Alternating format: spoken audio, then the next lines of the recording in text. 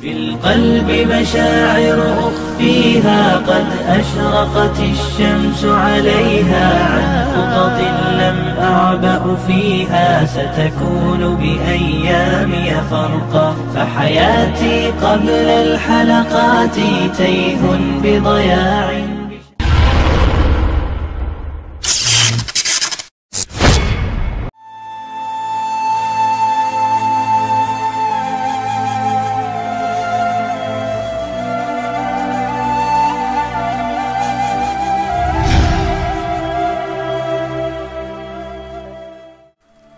Assalamualaikum warahmatullahi wabarakatuh.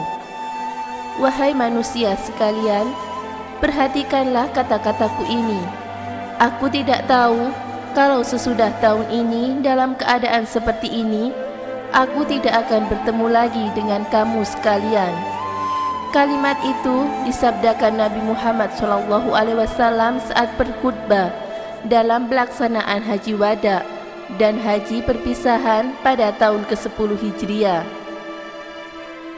Setelah menyampaikan beberapa hal itu di hadapan sekitar 144.000 manusia, beliau menegaskan, "Wahai manusia, sesungguhnya tidak ada nabi setelah aku dan tidak ada umat setelah kalian."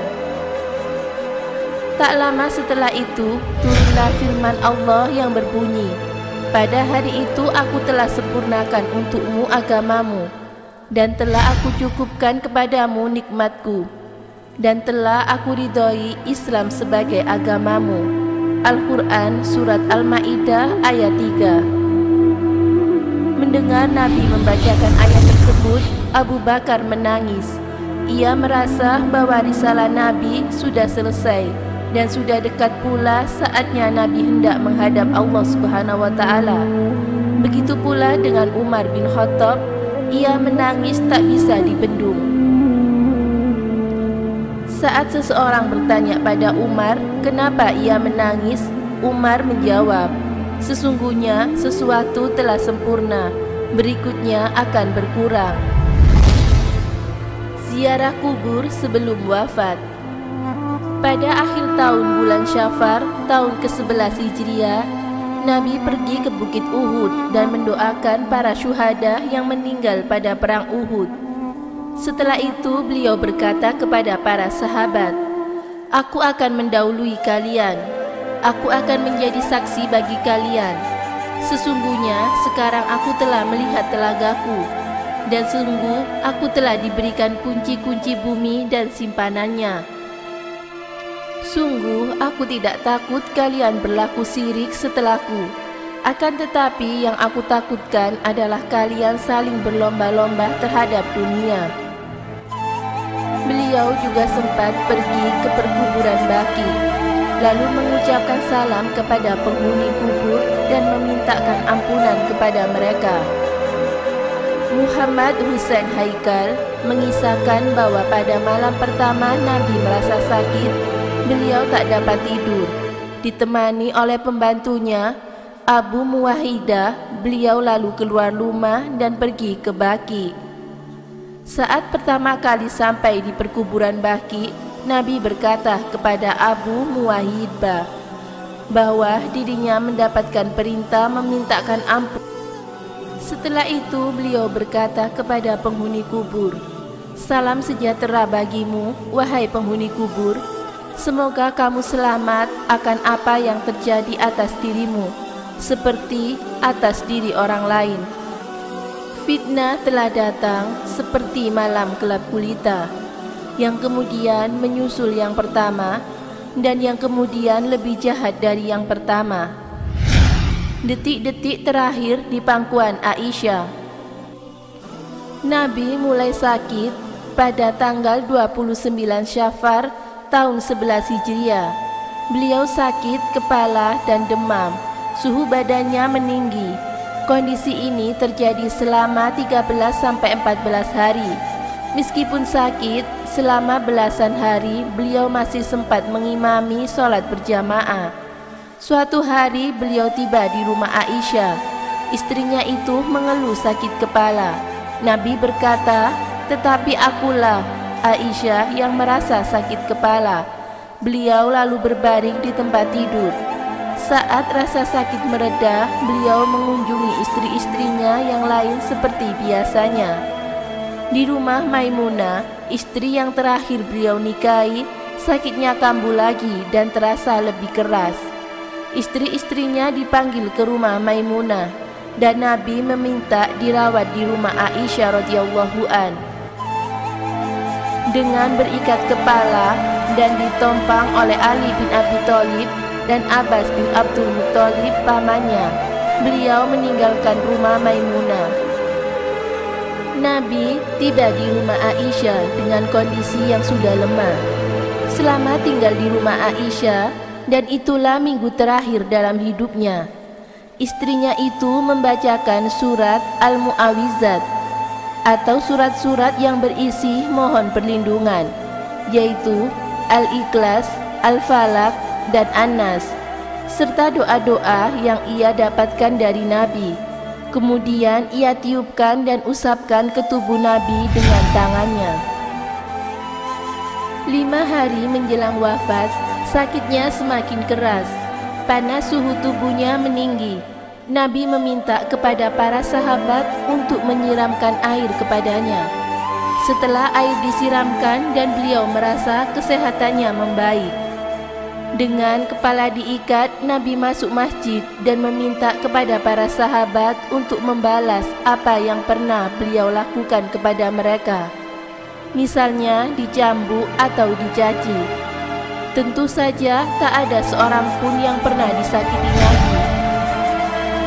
Sakit Nabi bertambah parah, panas demamnya semakin memuncak. Istri-istrinya dan para tamu yang menjenguknya meletakkan tangan di atas selimut yang Nabi pakai, dan mereka merasakan betapa panasnya demam yang menyerang Nabi.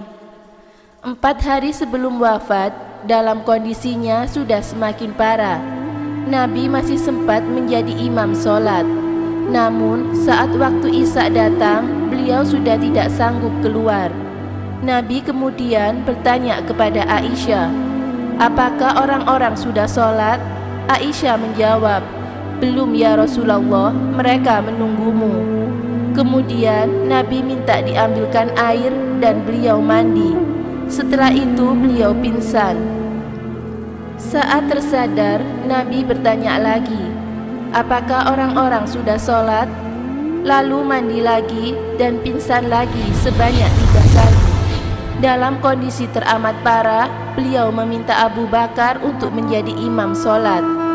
Abu Bakar orang yang lembut hati, suaranya lemah dan suka menangis kalau sedang membaca Al-Quran, ujar Nabi. Fatimah, putri kesayangan Nabi, menjenguk tiap hari. Jika putrinya datang, Nabi biasanya menyambut dan menciumnya. Namun saat Nabi telah demikian parah, Fatimah datang menemuinya dan mencium ayahnya. "Selamat datang putriku," ujar Nabi. Beliau lalu membisikkan sesuatu kepada Fatimah. Putrinya menangis, tapi tak lama kemudian ia tertawa. Rupanya Nabi mengabarkan 2 hal. Pertama, bahwa beliau akan meninggal karena sakitnya tersebut. Dan kedua, Fatimah adalah orang pertama dari keluarganya yang akan menyusul Nabi. Sebuah bejana berisi air dingin diletakkan di sebelah Nabi. Karena panas demamnya semakin tinggi, sesekali beliau meletakkan tangannya di dalam air itu, lalu mengusapkannya ke wajahnya. Saking tinggi suhu panas demamnya, kadang Nabi sampai tak sadarkan diri. Dan saat kembali sadar, kondisinya sudah semakin parah. "Alangkah beratnya penderitaan ayah," ujar Fatimah dengan penuh kesedihan. "Tidak, takkan ada lagi penderitaan ayahmu sesudah hari ini," jawab Nabi. Saat detik-detik syakaratul maut datang, Nabi berada di pangkuan Aisyah. Abdurrahman bin Abu Bakar datang membawa siwak, dan Nabi memandang ke arahnya. "Mau aku ambilkan untukmu?" tanya Aisyah kepadanya. Nabi menganggukkan kepala tanda setuju. Setelah dikunyah oleh Aisyah, siwak itu digosokkan ke mulut beliau. Nabi kemudian memasukkan tangannya ke dalam bejana air yang ada di dekatnya dan mengusapkan ke wajahnya seraya berkata, La ilaha illallah, sesungguhnya setiap kematian ada syakaratul mautnya. Kemudian Nabi mengangkat tangannya dan memandang ke atas. Bibirnya bergerak-gerak dan berucap, bersama-sama dengan orang-orang yang dianugerahkan nikmat oleh Allah, yaitu para nabi, para syidikin, dan orang-orang yang mati syahid, dan orang-orang yang saleh. Dan mereka itulah teman sebaik-baiknya. Yang demikian itu adalah karunia dari Allah, dan Allah Maha mengetahui. Beliau melanjutkan dengan berkata, Ya Allah, ampunilah dan kasihanilah aku. Pertemukanlah aku dengan teman-teman yang tinggi kedudukannya. Ya Allah, pertemukanlah aku dengan teman-teman yang tinggi kedudukannya. Nabi mengulangi kalimat tersebut sebanyak 3 kali. Kemudian tangannya lepas dan akhirnya nyawanya terpisah dari raga. Nabi wafat sambil bersandar antara dada dan leher Aisyah. Kemudian Aisyah meletakkan kepala Rasulullah di atas bantal. Nabi wafat pada waktu duha, hari Senin 12 Rabiul Awal, tahun 11 Hijriah, atau 8 Juni 632 Masehi. Tepat hari ini, 1386 tahun yang lalu. Wallahu a'lam bishawab.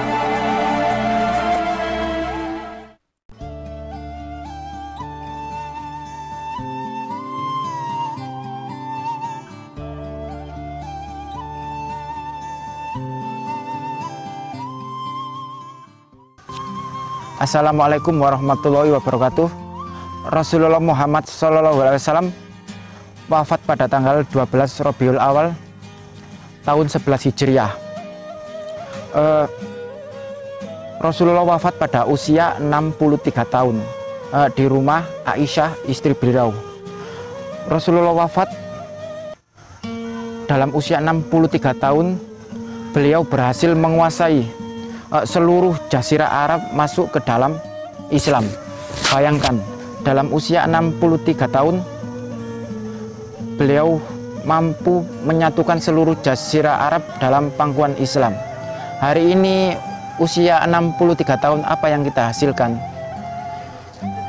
Dan Rasulullah adalah orang yang sukses dalam mengemban misi kenabian dan menyebarkan agama Islam ke seluruh jazirah Arab. Meski Rasulullah menjelang akhir hidupnya, beliau sakit panas demam selama 13 atau 14 hari. Beliau sempat untuk menjalankan sholat. Dalam satu riwayat disebutkan setelah sadar dari pingsan Rasulullah, sholat dipandu dengan Ali bin Abi Thalib dan Abbas bin Abdul Muthalib mengemani sholat subuh, walau badan beliau belum fit.